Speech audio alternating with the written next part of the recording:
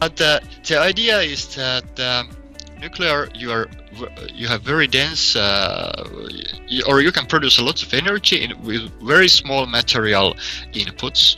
You can produce this electricity or power when you need it, so it's dispatchable, and it's basically like running all over the year, so it's predictable. Whereas sexual disgust is considered the way that we avoid maladaptive kinds of attraction and mateships. So if somebody is attracted to you who you're not attracted to, they might be pursuing you, you might experience sexual disgust. If someone much older than you or of the sex that you don't prefer is attracted to you, you might experience sexual disgust. Different people live in under different ecological circumstances, and that the human mind evolved to be very adaptable to respond in a flexible way to the circumstances we're in. So people who in one circumstance may develop certain particular ways of doing things, certain ways of understanding their world, certain belief systems. People who grow up in a different ecological context, a different part of the planet, will respond very naturally to whatever the local ecology is there. Yes, that's certainly the case, that we don't have to copy everything exactly, and particularly if we can find perhaps the principle by which something is functioning in a biological system, but we can actually see a better way to implement it in an electronic system, then there may well be shortcuts. Unpredicted surprise finding that the more freedoms a country has and offers its women, the fewer women opt for STEM careers. So in countries that have the most freedoms, such as Sweden, Denmark, Finland, for example, for women, they have about 20% in STEM careers. That's true of Canada as well, where I work and live.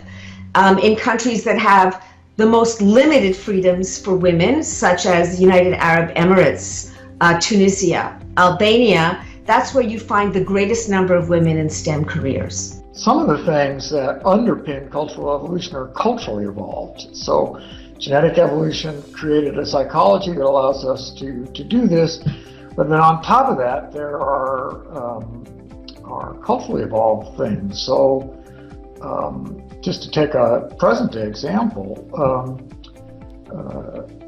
written language is a culturally evolved artifact. It depends on organic stuff in the brain, we know that, but that stuff didn't evolve for the purpose of allowing us to read, other purposes. But I do love the concept of nurture via nature and nature via nurture. The idea that, we select environments based on our genetic propensities, and that people respond to us in ways that are consistent with our behavior. So I really love those terms. I love them both ways that they go.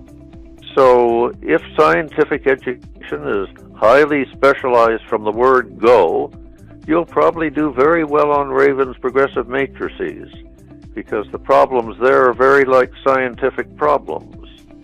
But you may be cheated in terms of being exposed to the wonderful world of literature, and your vocabulary may be smaller. Makes it sound like we could use somebody's genotype, that we could, genotype a baby in the womb and actually say the maximum IQ that this person is capable of is 117 or something.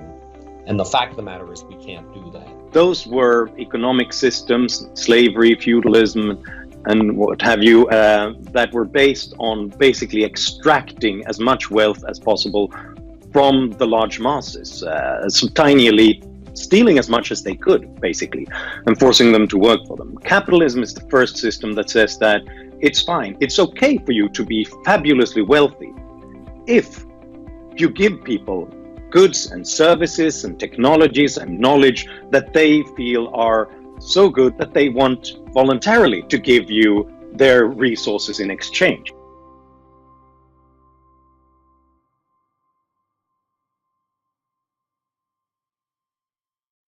Atualmente estima-se, o maior estudo foi realizado em 2015, 2016, pelo professor Pedro Lares, grande investigador nesta área, E ele estimou que os custos em saúde, não é, com reformas, com as perdas de produtividade, com as reformas antecipadas, ascendem a 650 milhões de euros anuais, e isto fora os 204 que se devem apenas ao absentismo, portanto 850 milhões de euros todos os anos, isso é mais do que 0,4% do produto interno bruto, portanto.